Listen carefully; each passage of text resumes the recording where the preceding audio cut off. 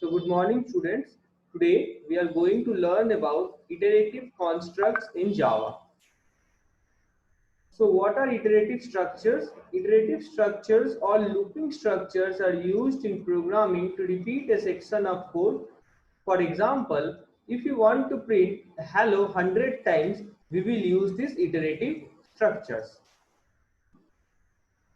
Types of iterative structure. Iterative structures are of three types: the while loop, the do while loop, and the for loop. So for loop, while loop, and do while loop. These are the three types of iterative structures.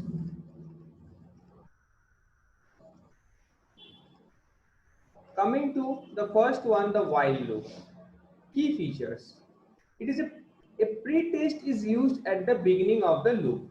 So we test the condition before starting the loop. This is called pre-test. So a pre-test is used in the while loop. You can see in the figure also, this line of code is the pre-test. So here we are testing whether the value of I is less than equal to 5 or not. In case if it is less than 5, we will execute the code or we will not execute the code.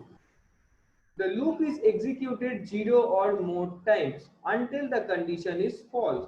So if suppose the initial value of I is say 7, then the loop will be executed 0 times. In our case, in this case, the initial value is 1 and hence the loop will be executed from I equal to 1 to I equal to 5 and hence it will be executed 5 times.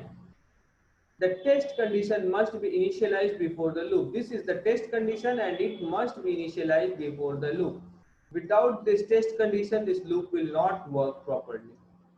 So this is the form of the while loop. While in the bracket we have to specify the condition. If the condition is true, then we have to specify one or more statements which needs to be executed.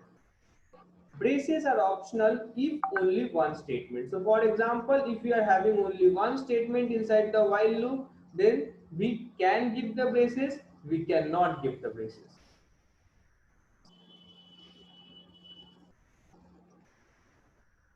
So this is the flow chart of the while loop.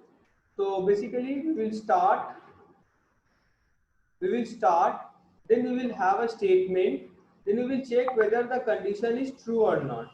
If the condition is false, we will immediately stop. If the condition is true, we will execute some statements and we will again loop back and check whether the condition is again true or not. This loop will execute till the condition remains true. Once the condition gets false, we will follow this path and we will finally stop.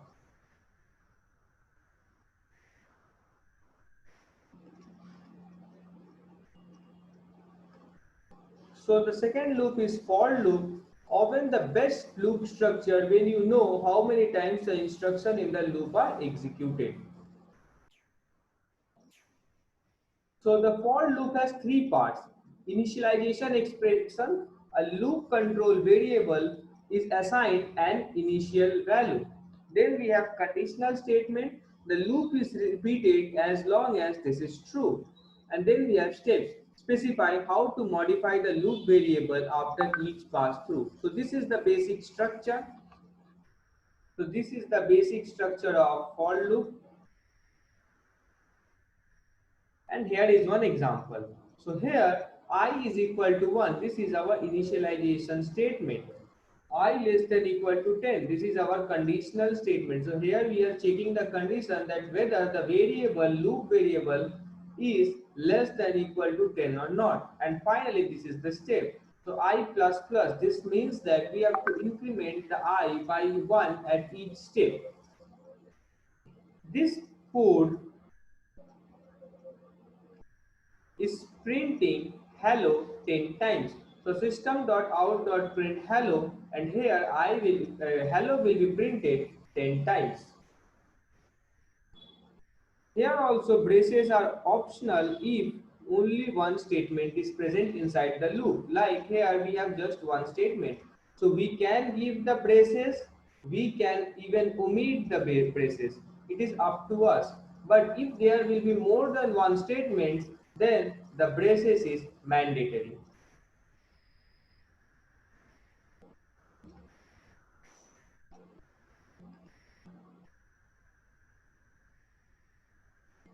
Finally, we have the do while loop.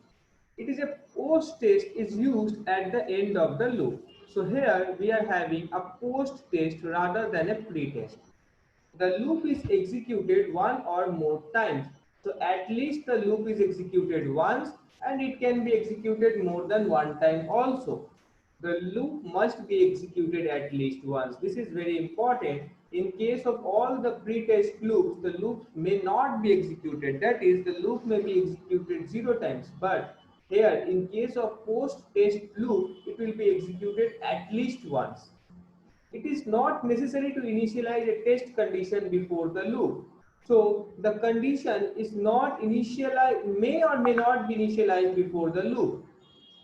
Unlike the while loop, there is a semicolon after the condition. So here after the condition, you can see that we have a semicolon.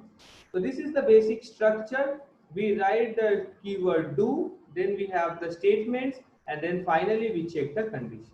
Here also braces are optional if we have only one statement.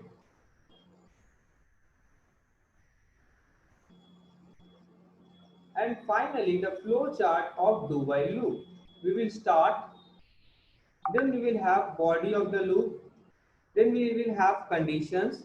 If the condition is true, then it is very fine, and we will again go back to the body of the loop and we will again check the condition. This part of the flow chart or this part will be executed repeatedly until the condition is true.